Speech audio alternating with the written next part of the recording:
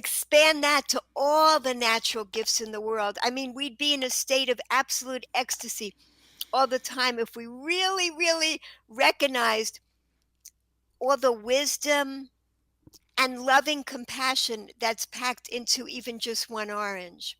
That sounds So that sounds that's the amazing. lowest level.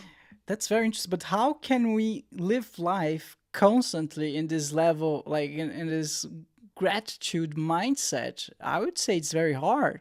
I try to practice gratitude because mindfulness and meditation every morning.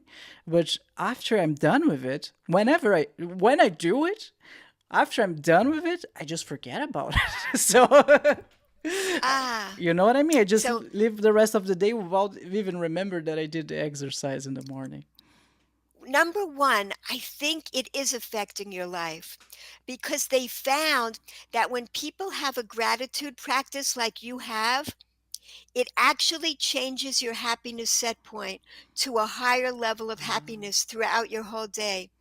And, they found that studies have found that if a person, God forbid, becomes paralyzed, or God forbid, or not God forbid, or wins a lottery of Wow. $1 million, 6 months later, they're at the same level of happiness they were at before these huge things happened to them in their lives. So before they won $1 million or before they became paralyzed, 6 months later, they've adjusted and they're as happy as they were before these major things happened in their lives.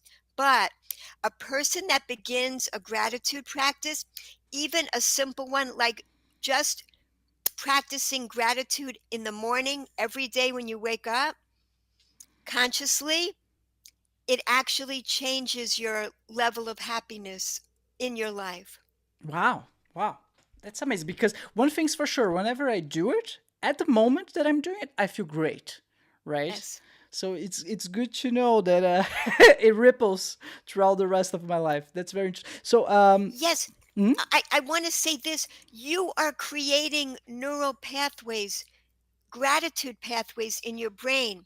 So the more that you practice it, the more gratitude pathways you're creating, and the easier it becomes to continue to be a grateful person.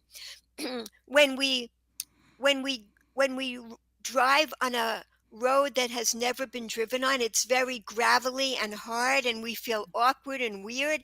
But the more we do it, the more we practice gratitude, the easier it becomes.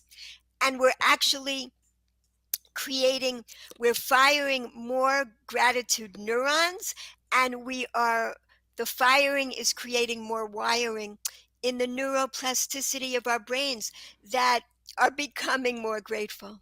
That's amazing. Braca, while we are still in the gratitude subject, I would like to ask you because that's something for me. It took me a while to learn, and I don't even. The question is, how do you practice gratitude? Because Yes. I didn't know it before, and I still don't not sure if I do. So, if I'm doing it correctly, so how do you do it?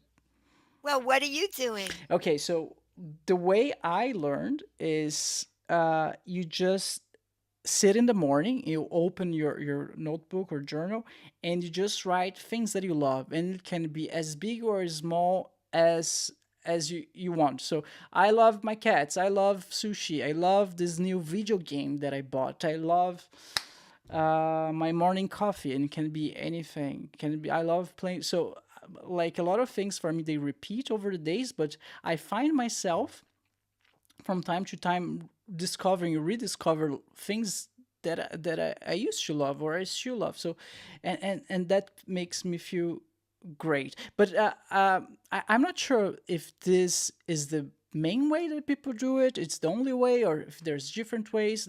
So that's the way I learn, and I wanted to ask you, like, do you do the same way, or there are different techniques? Great question. What you're doing is totally wonderful.